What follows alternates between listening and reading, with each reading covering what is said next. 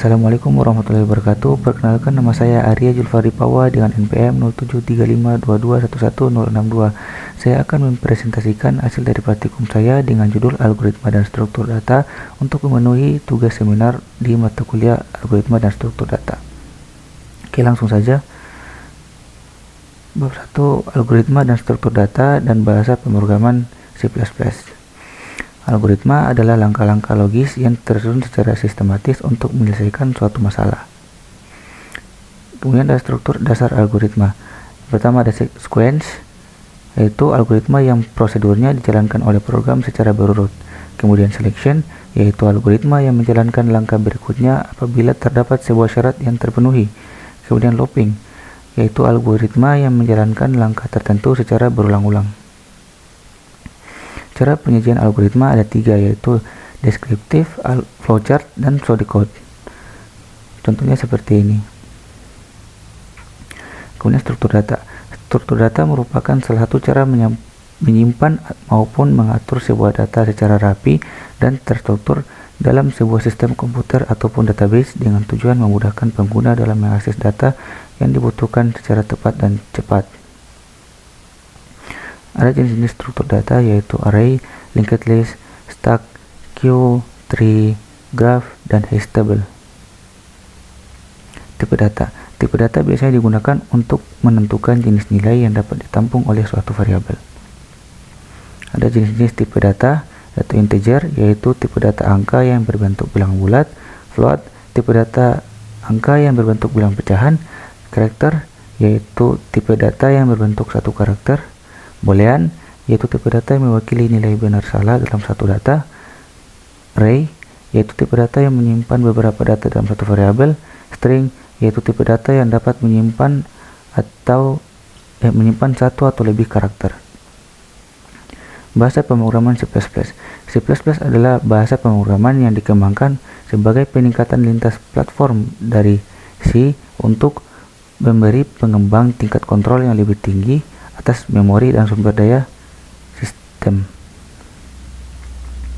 Struktur basis C++. Ada 6 di sini, yaitu preprocessor directive atau header, pendeklarasian fungsi-fungsi, fungsi utama, blok pembuka, pernyataan atau statement, dan blok penutup. Yang kedua, variabel dan konstanta. Variabel atau pengubah adalah objek yang nilainya dapat berubah-ubah dalam sebuah program pada saat sebuah variabel dideklarasikan. Konstanta adalah nilai yang bersifat konstan atau tetap. Artinya, nilai dari konstanta di dalam program tidak dapat diubah atau bersifat tetap.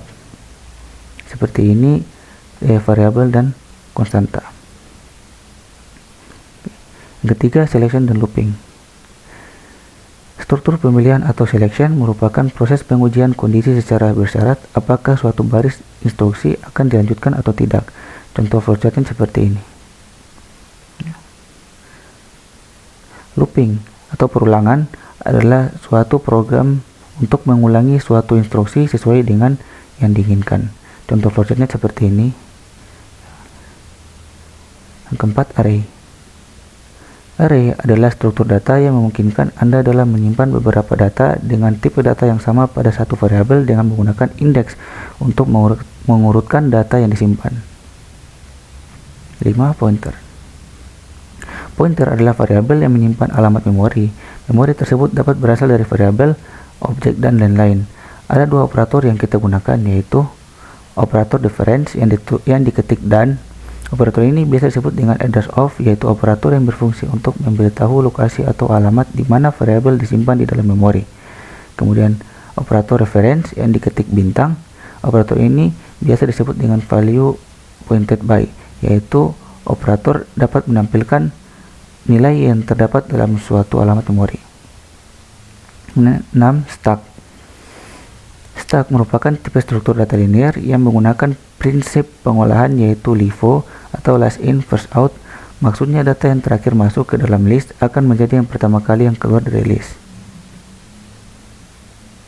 7. Queue. Queue merupakan tipe struktur data linear yang menggunakan prinsip pengolahan yaitu FIFO atau first in first out. Maksudnya data yang pertama kali masuk ke dalam list akan menjadi yang pertama kali pula yang keluar dari list. Oke, sekian saja dari presentasi saya.